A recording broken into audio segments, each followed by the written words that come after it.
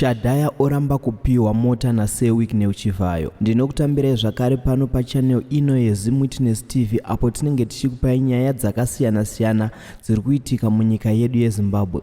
Uye kana kari kekutanga kusvika pano ndinokumbirawo ungobaya button rekusubscribe then turn on the notification bell kuitira kuti usarasikirwe nenyaya dzatinenge tichiposta pano uye usakanganwe kulike nekushare, izvo zvinotibatsira kuti video redu ringe rinosvika kure. Sekuziva kwenyu kuti Wicknell Chivhayo vari kupa vanhu magifts emota kumazim celebrity nevamwewo vavanofarira vanosapota musangano weZANU-PF.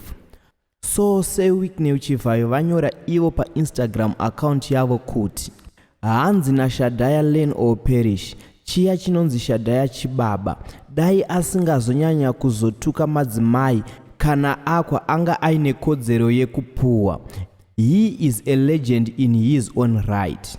So ndokunyora kwa Wicknell Chivhayo kwavaita about Shadhaya, zvichireva izvo kuti dai Shadhaya asingazotuki vakadzi dai akapiwawo yake akwa. Zvino manje Shadhaya wacho abva apindurawo kuX account kwake nekuisa tuma emoji twekuratidza kuti Mota haaidi, apo paaposta tuma emojis twekukanda Mota mubhini.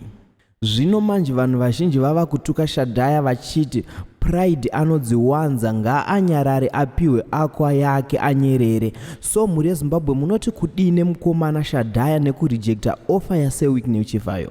Muri yeZimbabwe tiudzewo maonero enyu panyaya yaShadhaya yekurejecta offer Wicknell Chivhayo. Uye musakanganwe kusubscribe, kulike nekushare. Ngatisangane pavideo rinotera.